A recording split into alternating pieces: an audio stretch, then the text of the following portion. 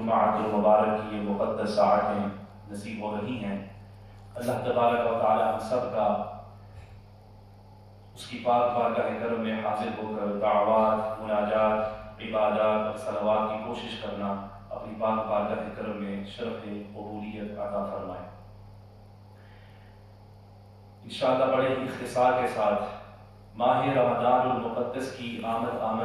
ہے اور اس حوالے سے چند گزارشات آپ کے سامنے رکھنی ہیں۔ سب سے پہلے اللہ تبارک و تعالیٰ کا ارشاد ہے قرآن پاک کے اندر اسی ماہ مقدس کے حوالے سے اور اس کے اندر روزوں اور صیام کے حوالے سے، یا ایھا الذین آمنوا کتب علیکم الصیام کما کتب علی الذین من قبلکم لعلکم تتقون۔ اے ایمان والو، تم پر روزے فرض کر دیے گئے ہیں جس طرح تم میں سے پہلوں پر فرض کر دیے گئے تھے، اور کس وجہ سے فرض کر دیے گئے ہیں؟ اللہ رب العزت نے ارشاد فرمایا تھا کہ تم تقوی حاصل کرو، متقی بن جاؤ۔ ان آیات کے اندر اگر غور کیا جائے، اس کے بعد آنے والی جتنی بھی آیات ہیں، بالخصوص رمضان المقدس کے حوالے سے، صیام کے حوالے سے، اعتکاف کے حوالے سے، اللہ تبارک و تعالیٰ نے دعا کے حوالے سے جو بھی ارشادات فرمائے ہیں، اس میں اللہ تبارک و تعالیٰ نے 3 باتوں کا ذکر بطور خاص لعلکم کے ساتھ فرمایا: لعلکم تتقون، لعلکم تہتدون، لعلکم ترحمون، کہ ان تمام رمضان کے اندر جتنا بھی یہ ایک عظیم روحانی موقع ہے ہمارے لیے اللہ تبارک و تعالیٰ کے قرب اور اللہ تبارک و تعالیٰ کی رضا کو حاصل کرنے کے لیے 3 چیزیں بطور خاص اللہ تبارک و تعالیٰ نے ارشاد فرمایا کہ ان آیات کے اندر سب سے پہلے کہ تم تقوی حاصل کرو۔ اور تقوی کا مفہوم یہ ہوتا ہے کہ انسان اپنی مرضی کو چھوڑ کر اللہ تبارک و تعالیٰ کی مرضی اور رضا کو مقدم کر دے، اللہ تبارک و تعالیٰ کی رضا کے سامنے، اللہ کی خوشنودی کے سامنے اپنی خوشی کو اور اپنی رضا کو فنا کر دے۔ یہ تقوی کا مفہوم ہے۔ ہر وہ چیز جو اللہ تبارک و تعالیٰ کی ناراضگی کا سبب بنے، چاہے اس کا تعلق محرمات میں سے ہو، چاہے اس کا تعلق مکروہات میں سے ہو، چاہے اس کا تعلق کسی بھی حوالے سے ہو، ایسی چیز جس سے اللہ تبارک و تعالیٰ سے اللہ کا غضب والعیاذ باللہ یا اللہ کی ناراضگی کی طرف وہ لے جانے والا عمل ہو، اس کو ترک کر دیں، چاہے انسان کی ظاہری زندگی کے ساتھ اس کا تعلق ہو، چاہے باطنی زندگی کے ساتھ اس کا تعلق ہو۔ یہ تقوی کا مفہوم ہے، اپنے آپ کو ہر اس کام سے بچانا جس سے اللہ تبارک و تعالیٰ ناراض ہوتا ہے۔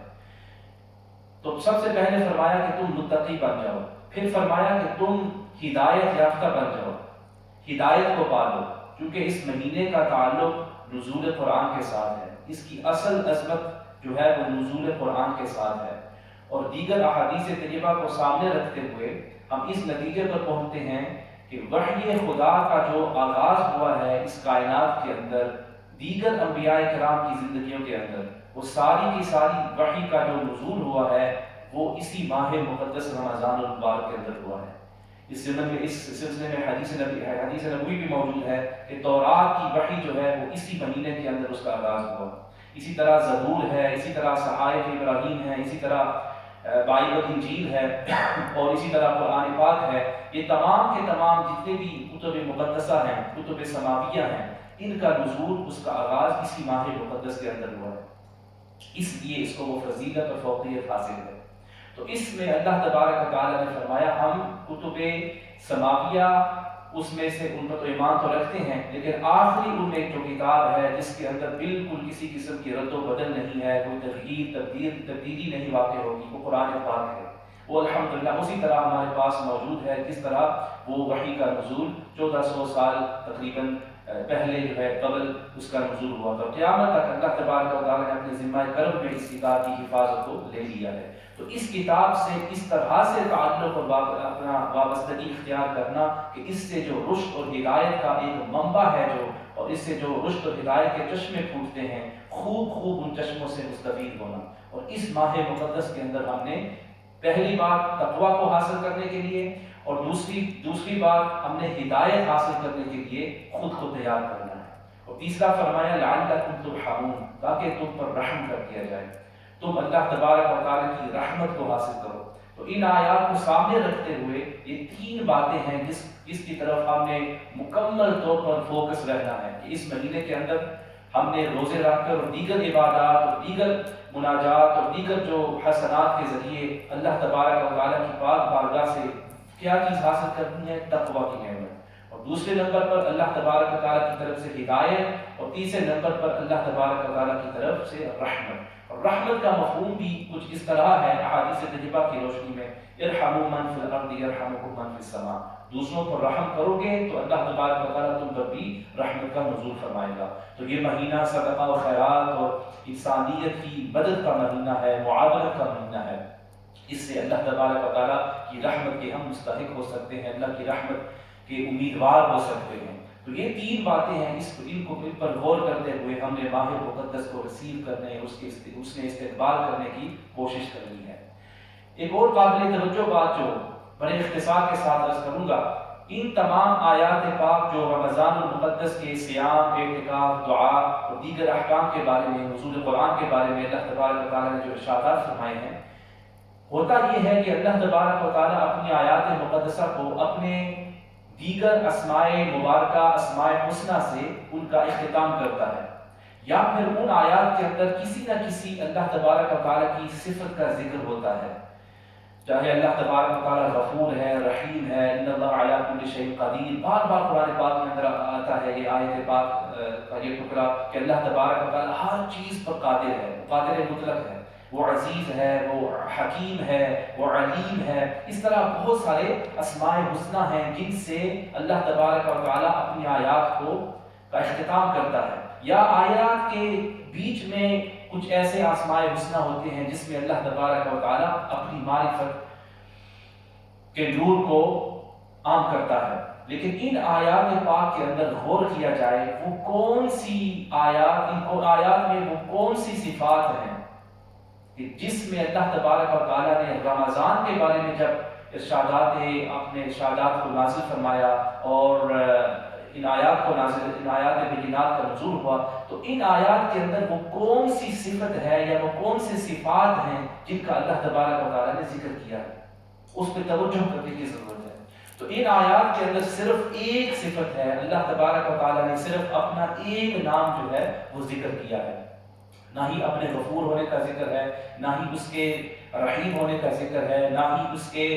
دیگر صفات مقدسہ کا ذکر ہے، اسماء حسنہ کا ذکر ہے، صرف ایک چیز، اور وہ ہے انی قریب، وَإِذَا سَأَلَكَ عِبَادِي عَنِّي فَإِنِّي قَرِيبٌ أُجِيبُ دَعْوَةَ الدَّاعِ إِذَا دَعَانِ فَلْيَسْتَجِيبُوا لِي وَلْيُؤْمِنُوا بِي لَعَلَّهُمْ يَرْشُدُونَ۔ کہ اللہ تبارک و تعالیٰ نے ارشاد فرمایا کہ اس آیت پاک کے اندر کہ میں قریب ہوں، میں قریب ہوں۔ تو گویا ہم اس بات کو سمجھنے کی کوشش کریں کہ اس ماہ مقدس کے اندر اللہ تبارک و تعالیٰ کی جملہ صفات میں سے جو صفت جس کا ظہور سب سے زیادہ ہوتا ہے وہ اللہ تبارک و تعالیٰ کی صفت قریب، اس کے قریب ہونے کا ظہور ہوتا ہے۔ اور اس کا اندازہ ہم لگا سکتے ہیں کہ انسان جب روزہ رکھ رہا ہوتا ہے تو وہ اللہ تبارک و تعالیٰ کے کتنے قریب ہوتا ہے، اور اللہ اس شخص کے کتنے قریب ہوتا ہے۔ اسی طرح افطار کے وقت، سحری کے وقت اس کے قرب کی خاص مظاہر ہوتے ہیں، اور خاص اس کی صفت قرب کا ظہور ہوتا ہے، تجلیات خاصہ ہوتی ہیں۔ اسی طرح جب انسان صدقہ و خیرات کر رہا ہوتا ہے تو حقیقت میں اللہ تبارک و تعالیٰ کے قرب کو حاصل کرنے کی وہ کوشش کر رہا ہوتا ہے، اور اللہ اس کے قریب ہوتا ہے۔ اور دیگر اس طرح کی عبادات ہیں، قرآن پاک کی تلاوت کرتے ہوئے اس سے بڑا ذکر ہو کیا ہو سکتا ہے کہ قرآن پاک کی تلاوت کی جائے، اور قرآن کا جو کی تلاوت کرنے والا جو ہوگا اس کو یہ شرف ملے گا، انا جلیس من ذکرنی، کہ جو مجھے یاد کرتا ہے، اللہ نے فرمایا کہ میں اس کا جلیس ہوتا ہوں۔ گویا اس قدر جو ہے اللہ تبارک و تعالیٰ کا قرب، اس کا ظہور ہو رہا ہوتا ہے بطور خاص اس ماہ مقدس رمضان کے اندر۔ تو اللہ تبارک و تعالیٰ کے قرب کو پانے کے لیے، اور اسی طرح تقویٰ کو حاصل کرنے کے لیے، رشد لعلہم یرشدون جو ارشاد فرمایا، رشد کو ہدایت کو حاصل کرنے کے لیے، اسی طرح رحمت کو حاصل کرنے کے لیے، ہدایت کو حاصل کرنے کے لیے ہم نے اپنے آپ کو ذہنی طور پر، اپنے آپ کو سائیکولوجیکلی طور پر ہم نے تیاری کرنی ہے۔ اس میں کوئی شک نہیں ہے کہ یہ ماہ مقدس ہم میں سے بہت سارے ایسے ہوں گے جن کے لیے یہ بہت زیادہ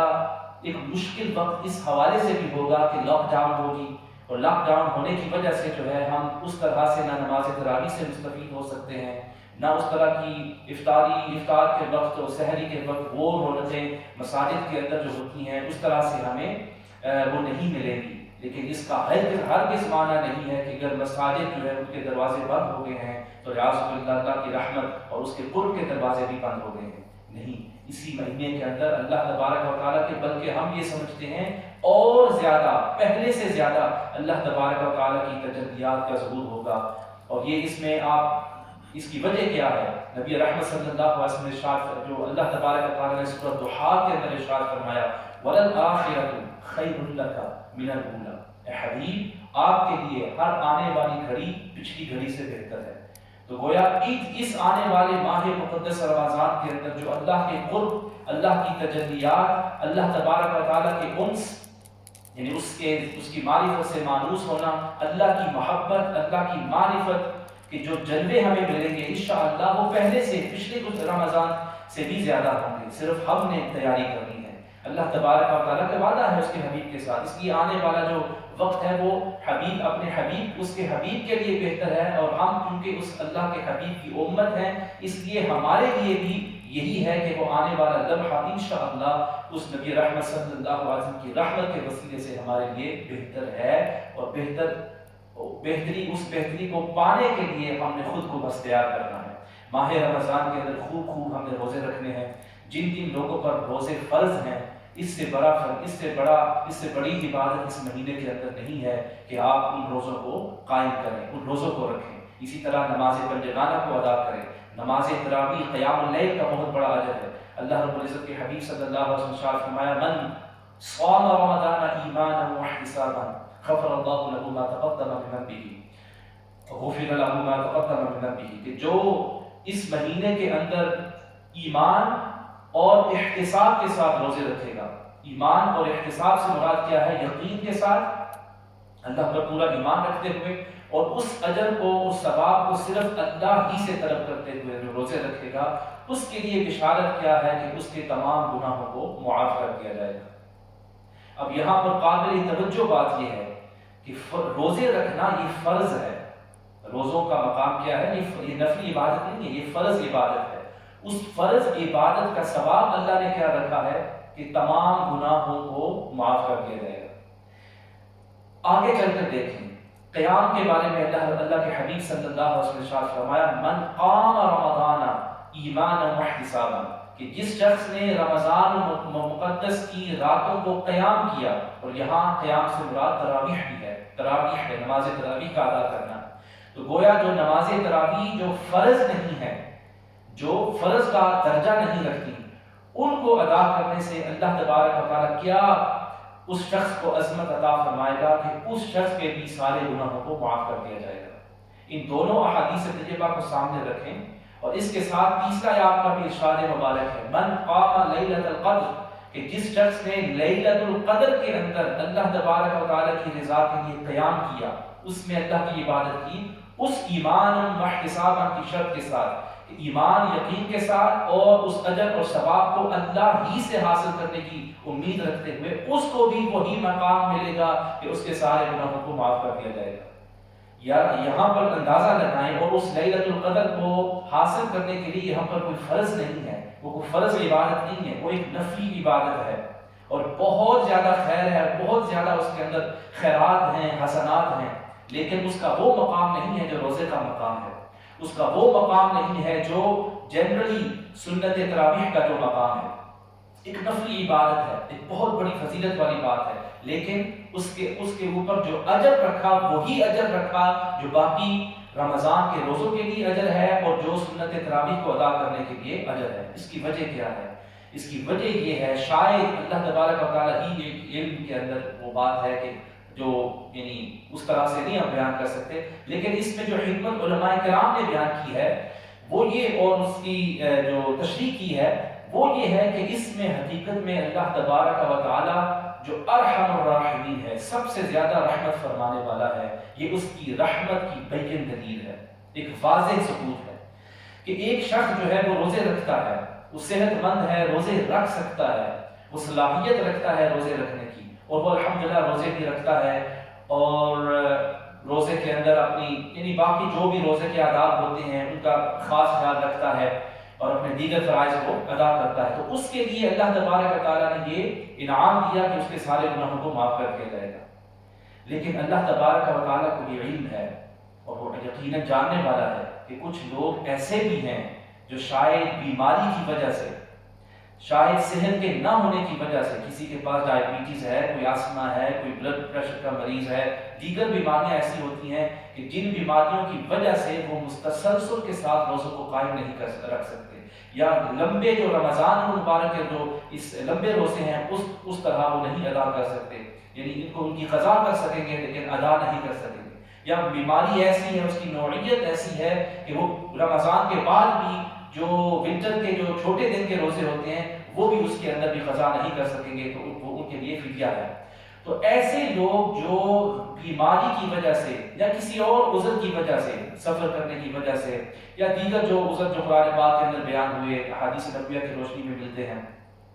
ان عذروں کی وجہ سے وہ روزے نہیں رکھ سکتے، لیکن نیت ان کی یہ تھی کہ وہ روزے رکھے، اگر اللہ انہیں صحت دیتا تو وہ یقیناً ان روزوں کو ادا کرتے، اور آئندہ بھی اللہ اگر انہیں صحت دے تو وہ یقیناً ان روزوں کو ادا کریں گے۔ لیکن ان چند حالات کے اندر عذر کی بنا پر وہ روزے نہیں رکھ پاتے، لیکن نماز تراویح یقینی طور پر وہ ادا کر سکتے ہیں اور کرتے ہیں۔ اور بہت سارے لوگ ایسے ہوتے ہیں ہماری کمیونٹی کے اندر جو دن کے اندر بیماری کی وجہ سے روزے نہیں رکھ سکتے، لیکن نماز تراویح جو ہے بڑے اہتمام کے ساتھ پڑھتے ہیں، چونکہ وہ اس حوالے سے معصوم نہیں ہوتے، تو ان کو بھی اللہ تبارک و تعالیٰ نے اپنی رحمت خاصہ کے ساتھ ان کے لیے بھی یہ انعام عطا فرمایا ہے کہ ان کے بھی سارے گناہوں کو معاف کر دیا جائے گا۔ کتنی بڑی اللہ کی رحمت ہے اپنے بندگان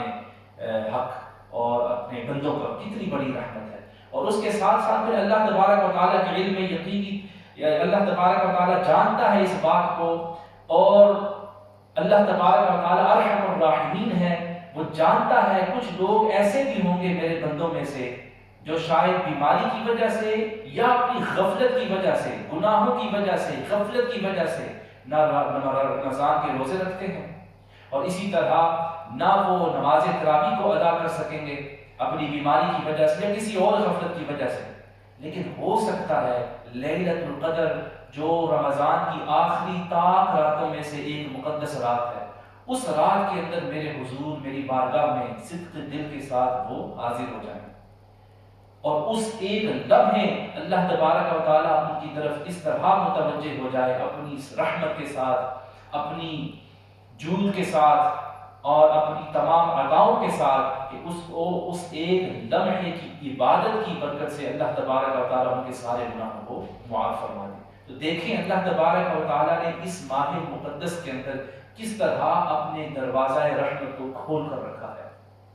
اپنے دروازہ قرب کو کھول کر رکھا ہے اپنے سارے بندوں کے لیے، ان کے لیے بھی جو روزے رکھتے ہیں، ان کے لیے بھی جو روزے نہیں رکھ سکتے تراویح پڑھتے ہیں، اور ان کے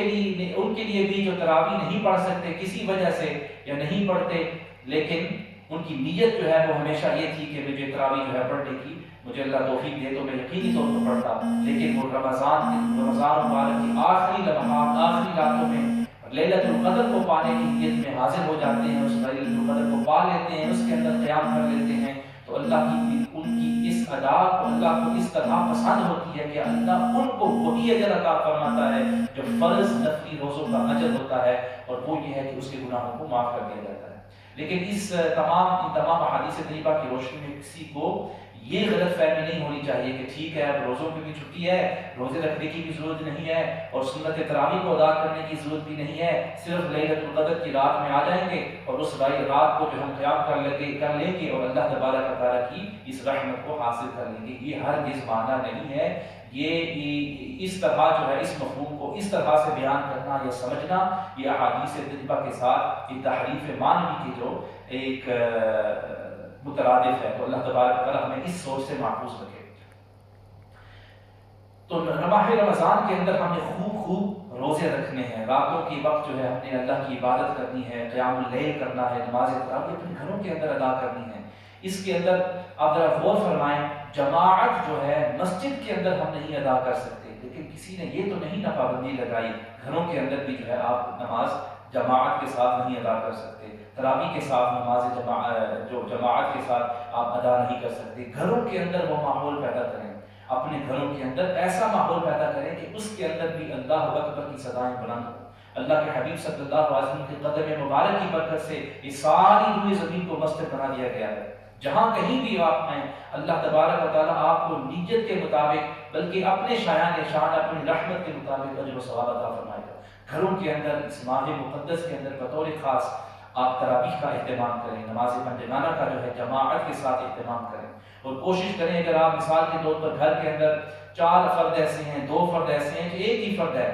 کہ وہ مرد ہیں اور وہ اس قابل ہیں کہ وہ نماز کو جو ہے وہ پڑھا سکیں، تو ان کو وہ صورتیں یاد کرا دی جائیں جو آخری 10 صورتیں ہیں، کوئی 1-2 یاد کر لے، دوسرا 1-2 اور یاد کر لے، دوسرا 1-2، تو ایک ایسا روٹین بن جائے کہ باری باری جو ہے وہ اس نماز تراویح کی چند رکعات جو ہے وہ ادا کرتے ہوئے 20-20 رکعتیں وہ ہر روز جو ہے ہر شام کو جو ہے وہ ادا کریں۔ اس سے انشاءاللہ تعالیٰ آپ کو بہت زیادہ اللہ کی طرف سے خیرات اور حسنات مہیا ہوں گی، نصیب ہوں گی۔ تو یہ مہینہ جو ہے بطور خاص رمضان المقدس کا مہینہ جو ہے اللہ کے قرب کا مہینہ ہے، اللہ کے قرب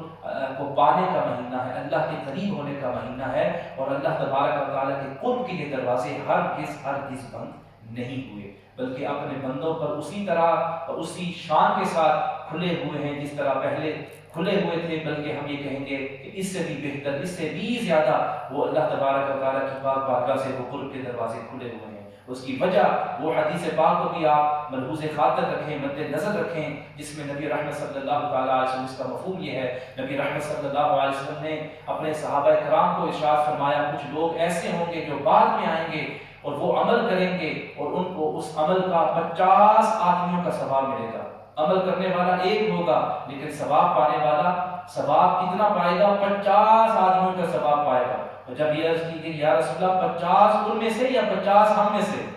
ان میں سے 50 کا اجر وہ پائیں گے یا صحابہ کرام کی صف کے جو 50 صحابہ کرام ہیں، اصحاب رسول ہیں، ان کے اجر و ثواب کو پائیں گے؟ نبی رحمت صلی اللہ علیہ وسلم نے یہ بشارت عطا فرمائی کہ تم میں سے جو 50 ہیں، آپ میں سے جو 50 ہیں، جو گویا یہ وہ فتنے کے اور آزمائش ابتلا کے وقت ہیں کہ اگر ہم ان تمام عبادات کا اہتمام کریں گھروں کے اندر، اور نماز، تراویح اور دیگر قرآن پاک کی تلاوت اور دیگر جو صدقہ و خیرات ہیں، تو گویا اللہ تبارک و تعالیٰ اپنے فضل محض سے، اپنے کرم سے، اپنے جود سے، اپنی رحمت سے ہمیں 50 صحابہ کرام کی اجر و ثواب، ان کے اعمال کا اجر و ثواب ہمارے نامہ اعمال میں لکھ دیتا ہے۔ کتنا زیادہ اللہ کا قرب کے دروازے، اس سے بڑھ کر جو ہے کیا دلیل ہو سکتی ہے کہ اللہ تبارک و تعالیٰ کتنا ارحم الراحمین ہے، کتنی اس کی رحمت کی توجہ، خاص توجہ ہے اس اپنے حبیب صلی اللہ علیہ وسلم کی امت پر۔ اور دوسری حدیث پاک کے اندر یہ بھی ارشاد رسول صلی اللہ علیہ وسلم ملتا ہے کہ جب رمضان المقدس کی پہلی رات آتی ہے تو اللہ کتنا قریب ہوتا ہے اپنے بندوں سے کہ وہ اللہ تبارک و تعالیٰ اپنے بندوں کو کی طرف نظر خاص فرماتا ہے،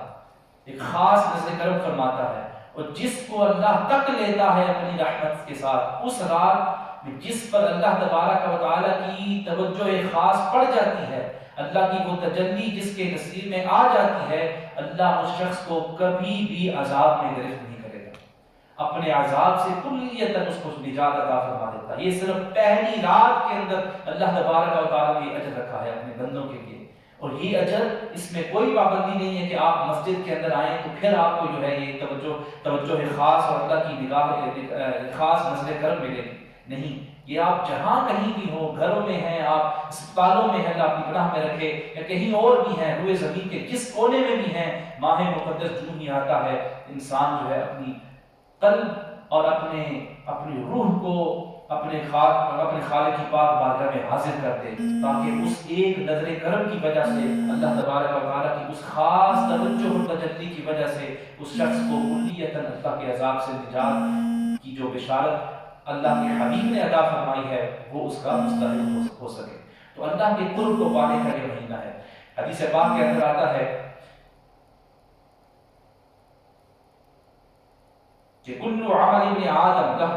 الا الصوم فانہ لی وانا اجزی بہ، اس روزے کا اجر کتنا زیادہ ہے کہ اللہ کے حبیب صلی اللہ علیہ وسلم نے ارشاد فرمایا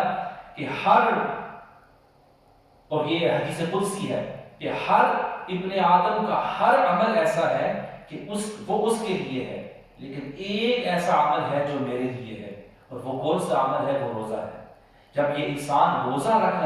رہا ہوتا ہے، اور اس میں شارحین نے فرمایا کہ کوئی بھی ایسی اللہ کی عبادت نہیں ہے جس کے لیے اللہ نے خاص طور پر یہ فرمایا ہو کہ یہ عبادت خاص طور پر میرے لیے ہے، وَأَنَا أَجْزِي بِهِ، اور میں ہی اسی کی جزا دینے والا ہوں، فَإِنَّهُ لِي وَأَنَا أَجْزِي بِهِ، میں ہی اسی کی جزا دینے والا ہوں۔ یہ صرف اور صرف روزے کو یہ شرف حاصل ہے، مقام حاصل ہے، عظمت حاصل ہے کہ اللہ تبارک و تعالیٰ کے ساتھ اس کو وہ نسبت حاصل ہے جو باقی عبادات کو حاصل نہیں ہے۔ اس لیے اس ماہ مقدس کے اندر وہ لوگ جو غفلت کی وجہ سے روزے نہیں رکھتے، وہ لوگ جو بالکل یعنی ریلیکس ہو جاتے ہیں، سست ہو جاتے ہیں اور بیماری کا عذر خام خواہ دے دیتے ہیں، ایسے لوگ بھی ہیں۔ کچھ تو ہے نا وہ واقعتاً بیمار ہیں اور ڈاکٹروں نے منع کیا ہے تو وہ تو اور بات ہے، لیکن کچھ ویسے ہی وہ فلاں ڈاکٹر نے کہہ دیا ہے، حالانکہ وہ جانتے ہیں کہ وہ روزے رکھ سکتے ہیں، صرف ان کے اندر وہ ہمت نہیں ہوتی، وہ ہمت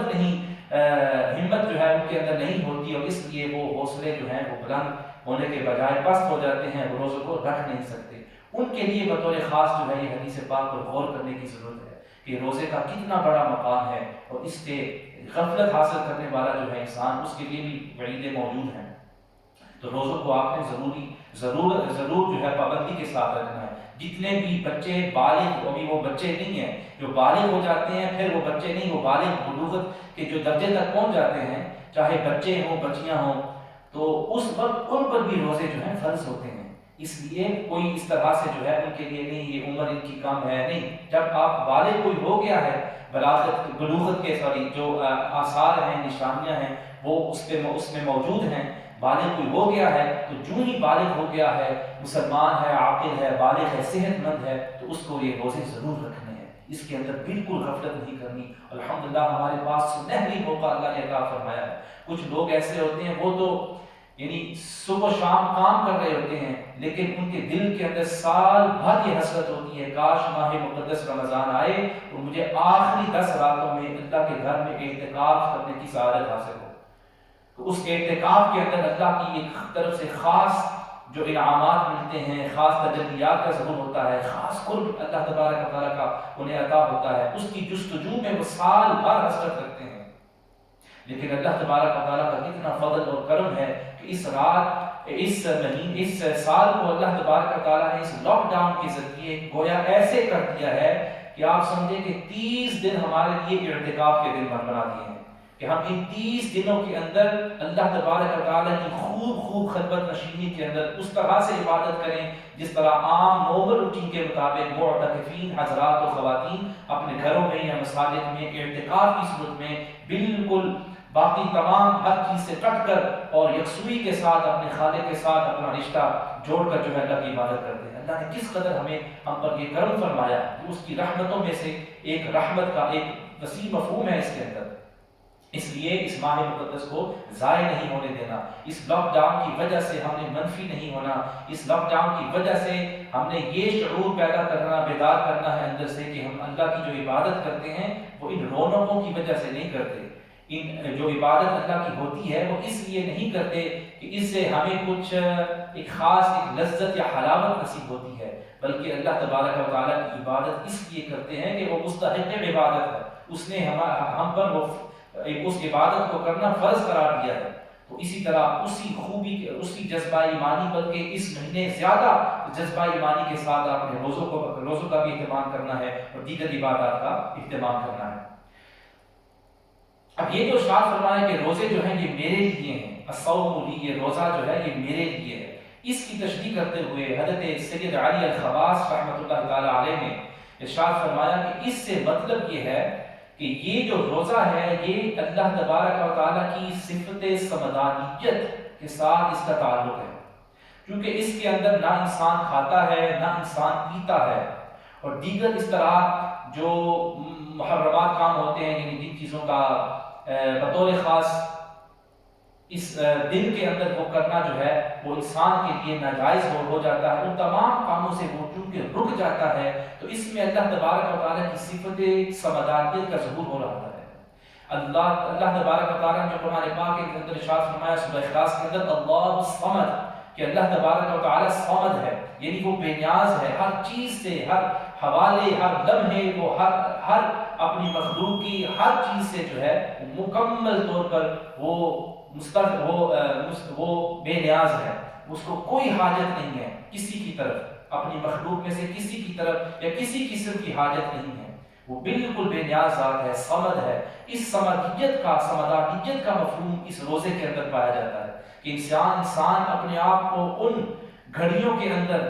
صبح صادق سے لے کر رات تک، مغرب تک، ان گھڑیوں کے اندر جو ہے اپنے آپ کو کھانے سے روک کر، پینے سے روک کر، جماع سے روک کر، اور اس طرح کی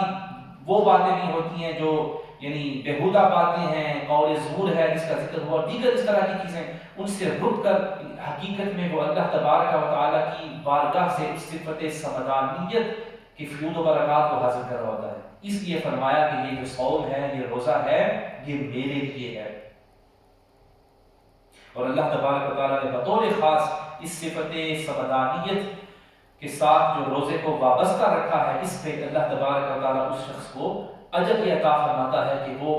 انا اجزی، کہ میں ہی ہوں جو اس روزے کی جزا دینے والا ہوں۔ اس طرح بے شمار حدیث تجربہ ہیں اس روزے کے حوالے سے، انشاءاللہ وقتاً فوقتاً جو ہے ان کا ذکر کیا جائے گا۔ اللہ تبارک و تعالیٰ کے حضور میں دعا گو ہوں کہ اللہ تبارک و تعالیٰ اس آنے والے مہینے کی جملہ فیض و برکات سے ہم سب کو غلبان فرمائے۔ دیگر عبادات میں سے جو لوگ جن پر زکوٰۃ فرض ہے، اس مہینے کے اندر جو ہے آپ نے بطور خاص اپنی زکوٰۃ کو کیلکولیٹ کرنا ہے، اور اس کیلکولیٹ کرتے ہوئے آپ ہمیشہ جو ہے بینیفٹ کے طور پر، اپنے بینیفٹ کے طور پر ہمیشہ چند کچھ پاؤنڈ ایکسٹرا دے دیا کریں، تاکہ اس کے اندر جو ہے کسی قسم کی آپ کو غلطی اگر ہو گئی ہے تو اس کی وجہ سے آپ کا یہ فریضہ جو ہے وہ فوت نہ ہو جائے۔ تو زکوٰۃ کو جو ہے آپ نے دینا ہے، مستحقین کو، جو مستحق ہیں ان کو زکوٰۃ جو ہے آپ نے کوشش کرنی ہے۔ اپنے گھر والوں میں دیکھیں، پاکستان بر صغیر جہاں سے بھی ہمارا تعلق ہے، اپنے گاؤں میں دیکھیں، گھر والوں میں، رشتہ داروں میں دیکھیں، کوئی ایسے لوگ جو مستحق ہیں تو ان کو زکوٰۃ دے دی جائے، جن کے لیے زیادہ مفید ہوگی وہ زکوٰۃ۔ اسی طرح طلباء جو طالب علم ہوتے ہیں وہ بھی اس سے زکوٰۃ کے مستحق ہوتے ہیں، تو ان کی مدد کی جائے۔ اس کے علاوہ صدقہ و خیرات کثرت کے ساتھ ہمیں اس مہینے کے اندر کرنا ہے، کہ صدقہ و خیرات مصیبتوں کو ٹالنے کا ایک عظیم ذریعہ ہے، یہ اللہ تبارک تعالیٰ کے عذاب سے محفوظ رہنے کا عظیم جو ہے ذریعہ ہے۔ اس ماہ مقدس کے اندر خوب ہم نے کرنا ہے۔ قرآن پاک کی تلاوت کو ہم نے فرداً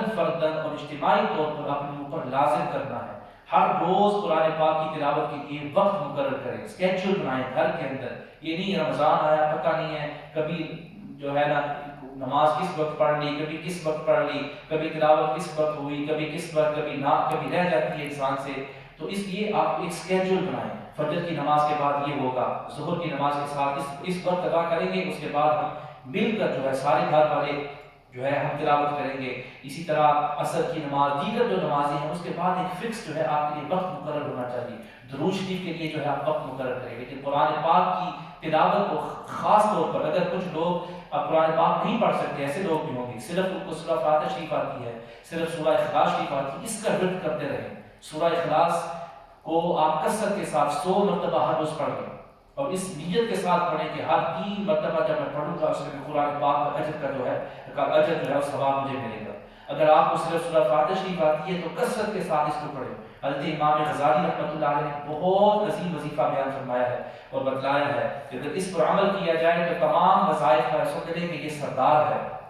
کیونکہ قرآن پاک کی جتنی بھی برکات ہیں، جتنے بھی اس کے علوم ہیں، وہ سارے کے سارے سورہ فاتحہ شریف کے اندر رکھ دیے گئے ہیں، سمو دیے گئے ہیں۔ یہ اصل ہے پورے قرآن پاک کے مفاہیم اور مقاصد کو بیان کرنے اور مطالب کو بیان کرنے میں سورہ فاتحہ شریف اصل جامع ہے، سورۃ پاک ہے۔ تو آپ کوشش کریں ہر روز 100 مرتبہ سورہ فاتحہ شریف کا ورد کیا جائے۔ اور کس طرح سے ورد کیا جائے؟ سورہ فاتحہ شریف کو نماز فجر کے بعد 30 مرتبہ آپ نے پڑھنا ہے۔ اگر ایسا ہو سکتا ہے، اگر اس طرح نہیں ہو سکتا، لیکن کوشش کریں کہ کثرت کے ساتھ سورہ فاتحہ شریف کو پڑھیں، 30 مرتبہ آپ پڑھیں۔ پھر ہر نماز کے بعد اس کو 5 جو ہے آپ کم کرتے جائیں، یہ خاص طور پر ان لوگوں کے لیے ہے جو سورہ فاتحہ شریف کے علاوہ قرآن پاک نہیں پڑھ سکتے، صرف سورہ فاتحہ شریف ہی یاد ہے، ان کے لیے اس مہینے کے اندر یہ نہیں ہے کہ وہ قرآن پاک کی تلاوت سے اب سمجھے کہ میں پڑھ نہیں سکتا، مجھے اجر نہیں ملے گا، میں محروم ہو جاؤں گا۔ ہرگز نہیں، آپ بھی قرآن پاک کی اس صورت پاک کا اس کثرت کے ساتھ ذکر کریں کہ اور تلاوت کریں کہ اس کی برکت سے اللہ تبارک و تعالیٰ ہو سکتا ہے آپ کو وہ مقام عطا فرما دے جو دوسروں کے کثرت کے ساتھ تلاوت قرآن پاک کو بھی نہ عطا فرمائے، کیونکہ آپ کی نیت جو ہے اللہ کی رضا کو حاصل کرنا ہے۔ تو اس کے اندر 30 مرتبہ نماز فجر کے بعد، اس کے بعد ظہر کی نماز کے بعد آپ نے 25 مرتبہ سورہ فاتحہ شریف کا ورد کرنا ہے جی۔ اس کے بعد جو ہے آپ اعوذ باللہ سے شروع کریں، پھر بسم اللہ، پھر الفاتحہ شریف، پھر ہر فاتحہ شریف سے قبل جو ہے بسم اللہ شریف آپ نے پڑھنی ہے۔ اس کے بعد جو ہے آپ نماز عصر کے بعد 20 مرتبہ پڑھیں گے، نماز مغرب کے بعد 15 مرتبہ پڑھیں گے، اور نماز عشاء کے بعد 10 مرتبہ پڑھیں گے۔ جب ان تمام کو عدد کو ملا دیا جائے 100 مرتبہ ہو جائے گا۔ اس 100 مرتبہ ہر روز، اب ذرا اندازہ لگائیں، اگر آپ نے پہلے رمضان، وہ لوگ جو گھروں کے اندر اس آواز کو سن رہے ہیں یا سوشل میڈیا کے ذریعے سن رہے ہیں، پلیز اس بات کو جو ہے آگے پہنچائیں اور اس کو جو ہے غور کے ساتھ سنیں۔ وہ لوگ جو نماز یعنی جو قرآن پاک نہیں پڑھ سکتے، آپ ذرا، اور انہوں نے گزشتہ رمضان مبارک کے مواقع کو جو ہے اس کے اندر ان سے یہ عبادت obviously فوت ہو چکی ہے، وہ قرآن پاک نہیں پڑھ سکتے۔ اس رمضان کے اندر اگر ہر روز آپ 100 مرتبہ سورہ فاتحہ شریف کا اس طرح سے جو ہے پڑھیں گے اس کو، تو آپ ذرا اندازہ لگائیں اگر 30 روزے ہوں گے تو کتنی جو ہے سورہ فاتحہ جو ہے آپ کے نامہ اعمال میں لکھ دی جائیں گی۔ اور یہ رمضان جو ہے آپ کے لیے پہلے رمضان مبارک کے جو مہینے ہیں ان سے کس قدر جو ہے زیادہ بہتر ہوگا۔ اس لیے قرآن پاک کا جو نصیب ہے اس سے کبھی بھی جو ہے غفلت نہ کریں۔ اگر آپ کے نصیب میں صرف سورہ فاتحہ شریف پڑھنا ہے تو اس کو یہ نہ کہیں کہ صرف سورہ فاتحہ شریف ہے، اس کو یوں لیں کہ الحمدللہ میرے نصیب میں سورہ فاتحہ شریف کا پڑھنا ہے، میرے نصیب میں سورہ اخلاص شریف کا پڑھنا ہے۔ تو ان صورتوں کو جو ہے آپ لگاتار اس کی تلاوت کریں، اللہ تبارک و تعالیٰ کی خصوصی عنایات آپ کے شامل حال ہوں گی۔ اور علماء نے اس ورد کے بارے میں بہت زیادہ لکھا ہے کہ اس کے اندر بہت زیادہ اس کی برکتیں ہیں جس کو لفظوں میں بیان نہیں کیا جا سکتا، اور حقیقت حال یہی ہے۔ تو اسی طرح جو ہے صدقہ خیرات بھی ہے، قرآن پاک کی تلاوت بھی ہے۔ آپ نے دیگر عبادات میں کرتے ہوئے یہ تو آپ ٹھیک ہے عبادات کریں انشاءاللہ، خوب کریں، اور رمضان کی جو مقدس ساعتیں ہیں ان کی برکتیں پائیں۔ افطاری اور سحری کے وقت آپ نے دو وقت جو ہے ٹائمز پر خاص خیال رکھنا ہے۔ تمام گھروں کے اندر اس بات کو خاص خیال رکھیں۔ عام طور پر یہ ہوتا ہے کہ ہم بالکل عین ٹائم پر جب روزہ افطار ہونے لگتا ہے ہم اس وقت پہنچتے ہیں اور فوری طور پر کہ وہ روزہ کھل گیا اور بس افطاری جو ہے وہ تناول کر لیتے ہیں۔ اور بہت سارے لوگ ایسے ہیں جن کو اس وقت بھی دعا کرنے کی توفیق نہیں ملتی۔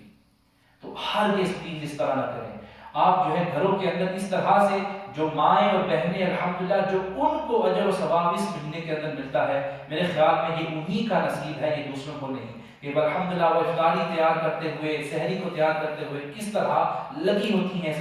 اس خدمت کے اندر۔ مرد حضرات کو بھی چاہیے کہ وہ بھی اس خدمت کے اندر شامل ہوں، خاص طور پر گھروں میں موجود ہوں گے، کام نہیں ہے تو آپ نے ضرور جو ہے یہ خود پر لینا ہے کہ میں نے بھی اپنی اس کے اندر جو ہے شریک ہونا ہے اس نیکی کے اندر۔ تو آپ کوشش کریں کہ 10 منٹ 5 منٹ نہیں تو 2 منٹ کم از کم جو ہے نا اتنا وقت ہو افطاری سے قبل کہ آپ سب بیٹھ کر اللہ کے حضور جو ہے آپ دعا مانگ سکیں۔ اور دعا کوشش کریں خود مانگیں، اپنے اندر سے جو ہے اللہ کی پاک بارگاہ سے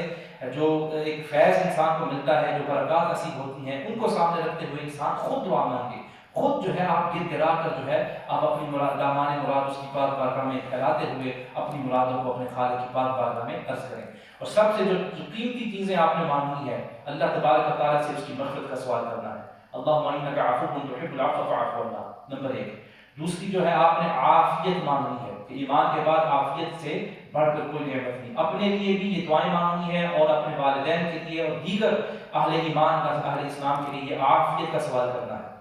اور تیسری بات آپ نے یہ مانگنی ہے کہ اللہ تبارک تعالیٰ کو ہم سب کو حسن خاتمہ علی ایمان عطا فرمائے، ایمان کے ساتھ جو ہے موت عطا فرمائے۔ یہ ویری امپورٹنٹ دعا ہے۔ اور چوتھی دعا جو آپ نے مانگنی ہے کہ اللہ تبارک تعالیٰ آپ اور ہم سب کو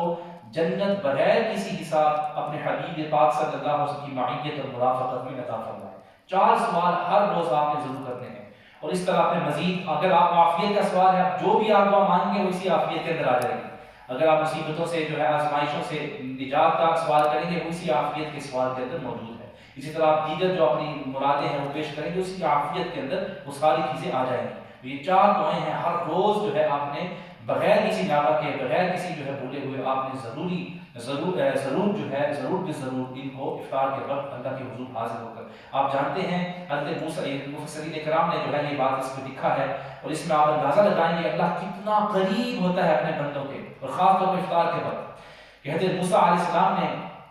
یہ خواہش کی اللہ تبارک و تعالیٰ کی پاک بارگاہ میں، تو اس کے رد اس کی یعنی اس کو جواب دیتے ہوئے اللہ تبارک و تعالیٰ نے ارشاد فرمایا کہ جو انہوں نے یہ دعا مانگی کہ امت جو آخری آنے والی جو امت ہے اس حوالے سے جو ہے ان کی جو ہے دعا کی. اللہ رب العزت نے ارشاد فرمایا کہ ایک ایسے آنے والی امت ہے کہ جن پر روزے رمضان کے روزے جو فرض قرار دیے جاتے فرض ہوں گے وہ روزے رکھیں گے، اور افطار کا وقت ایسا وقت ہوگا کہ اس افطار کے وقت اللہ اور بندے کے درمیان میں جو 70,000 حجاب ہوتے ہیں وہ سب کے سب اٹھا کے جائیں گے.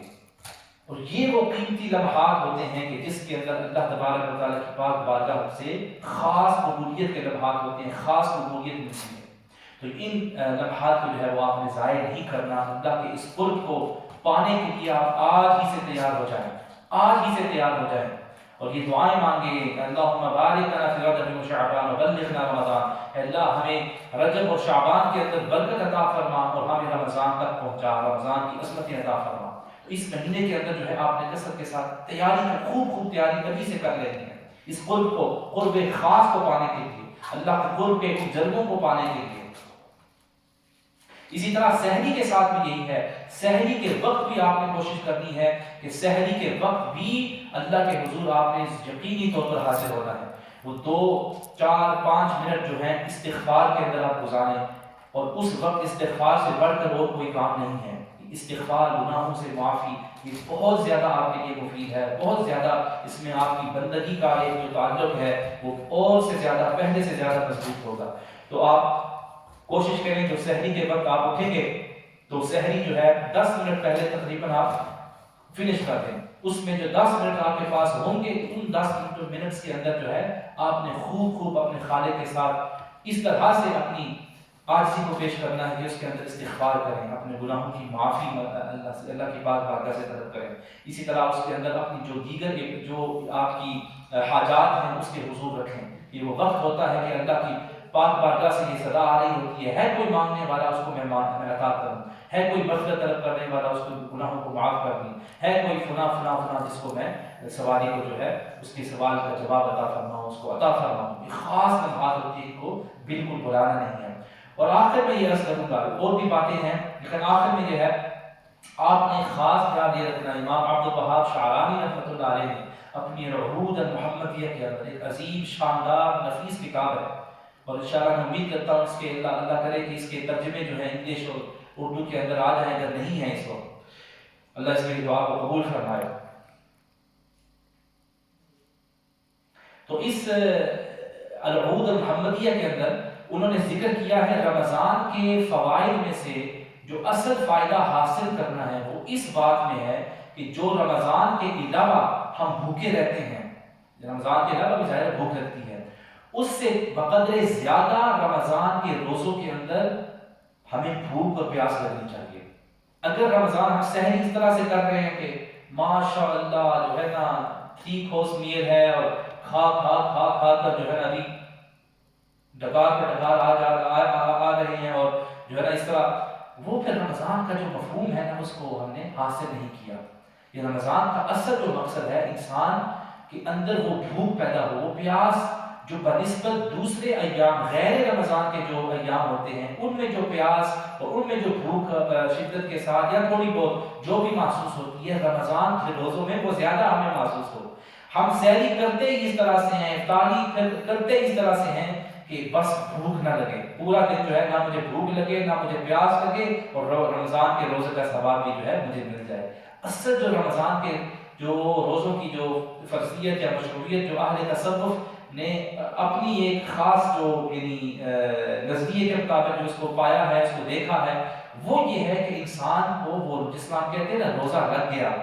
مجھے آج روزہ لگ گیا ہے، یہ اصل مفہوم ہوتا ہے روزے کا. روزے کو لگنا چاہیے. اور یہ جو ہم نے یہ بھی کھانے تاکہ آپ کو روزہ نہ لگے، یہ بھی آپ روزہ لگنے سے مراد ہے کہ آپ وہ بھوک آپ کو واقعی جو ہے محسوس ہو رہی ہے، پیاس محسوس ہو رہی ہے، تو الحمدللہ آپ سمجھے کہ الحمدللہ آج جو ہے اللہ کا خاص فضل ہو گیا ہے مجھ پر. اور اگر ایسا روزہ آپ نے رکھ دیا، نہ پیاس محسوس ہوئی، نہ آپ کو بھوک بقدر یعنی زیادہ دوسرے ایام کی بنسبت زیادہ اگر آپ کو نہیں محسوس ہوئی، تو آپ پھر ذرا سوچیں کہ یہ میں نے واقعی روزہ رکھا ہے یا کچھ جو ہے نا جسمانی مشق کرنے کی کوشش کی ہے. تو اس میں بھوک اور پیاس کو محسوس کرنا یہ بہت ضروری ہوتا ہے رمضان کی دیگر فوائد کو پانے کے لیے. اور آپ نے بڑی خوبصورتی کے ساتھ اس بات کو اپنی نحوت محمدیہ کے اندر اس پہ ذکر فرمایا ہے. بلکہ آپ مزید ارشاد فرماتے ہیں کہ جس شخص نے اس طرح سے اس بھوک اور پیاس کو نہیں پایا، اس کا ادراک نہیں کیا، تو وہ یہ سمجھے کہ میں نے حقیقت میں وہ روزہ رکھا ہی نہیں ہے. اب ظاہر سی بات ہے یہ اپنے اس مقام کی خاص مقام کی حیثیت سے وہ بات کر رہے ہیں، لیکن ہمیں کوشش کرنی چاہیے کہ اس طرح سے اپنے روزوں کو رکھیں کہ اس کے اندر آپ بھوک بھی محسوس کریں اور پیاس کو بھی محسوس کریں. لیکن اتنا زیادہ بھی نہیں ہے کہ آپ اتنے زیادہ بھوکے اور پیاسے رہیں کہ آپ کی جان کو خطرہ ہو، آپ کو بیماری کا خطرہ ہو. obviously یہ بھی مفہوم جو ہے درست نہیں ہے. اس میں خاص طور پر جو بیمار ہیں ان کے لیے یہ ہے کہ آپ یعنی غذا اس طرح سے، اور ہر آدمی اس طرح سے غذا کھائے جو آپ کے جسم کے لیے مفید ہے. تیل والی جو چیزیں، تلی چیزیں ہیں، ان سے بالکل جو ہے آپ روک دیں گھروں کے اندر. یہ سموسے، پکوڑے، اور یہ رمضان کے ساتھ، رمضان میں بھی یہ چیزیں چلتی ہیں تو اتنی زیادہ جو ہے لوگ کھا لیتے ہیں کہ اس کی وجہ سے نقصان ہو جاتا ہے جسم کے اندر، جسمانی نقصان کا جو ہے باعث بن جاتی ہیں. تو اس طرح کی چیزیں ہیں، اس کو پرہیز کریں. جتنا زیادہ پرہیز کریں گے وہ آپ کے لیے بہتر ہے. جن کے اندر وٹامن سی موجود ہے، vitamin D, vitamin B9، B6، B12، اس کے اندر زنک موجود ہے، اور اسی طرح سیلینیم، اسی طرح وٹامن اے، اس طرح کی جو خوراک غذا جو ہے وہ اس کو خوب جو ہے تناول کریں. جو آپ کے لیے انرجائزنگ فوڈ ہوتے ہیں، جو نرشنگ فوڈ ہوتے ہیں، ان کو خوب جو ہے ان کا استعمال کریں. ابھی وہ مجھے عبارت نہیں مل رہی تھی ورنہ میں وہ آپ کے سامنے رکھتا جو حضرت امام شعرانی رحمۃ اللہ علیہ ارشاد فرمائی ہے، انشاءاللہ میں بھی سمجھ رہا ہوں. تو اللہ تبارک و تعالیٰ اس ماہ مقدس کی جملہ فیض و برکات سے ہمیں مالامال فرمائے، اور کثرت کے ساتھ اس کے اندر اللہ کی خوب عبادت کرنے کی اور اجر و ثواب پانے کی ہم سب کو توفیق عطا فرمائے. تمام احباب سے گزارش ہے اپنے گھروں کے اندر جو ہے ایک دوسرے کے لیے دعا کرتے رہیں. دعا جو ہے یہ بہترین ذریعہ ہے اللہ تبارک و تعالیٰ کی طرف سے آزمائشوں سے نجات کا، اور وہ واحد ذریعہ ہے جس کو آپ عظیم سبب سمجھیں، جس سے انسان پر اللہ تبارک و تعالیٰ کی خصوصی رحمتوں کا نزول ہوتا ہے. اللہ تبارک و تعالیٰ اس ماہ رمضان کی جملہ فیض و برکات سے ہم سب کو مالا مال فرمائے. آمین. انشاءاللہ ابھی جو ہے انگلش کے اندر چند گزارشات پیش کرنے کی کوشش کروں. جزاکم اللہ خیرا.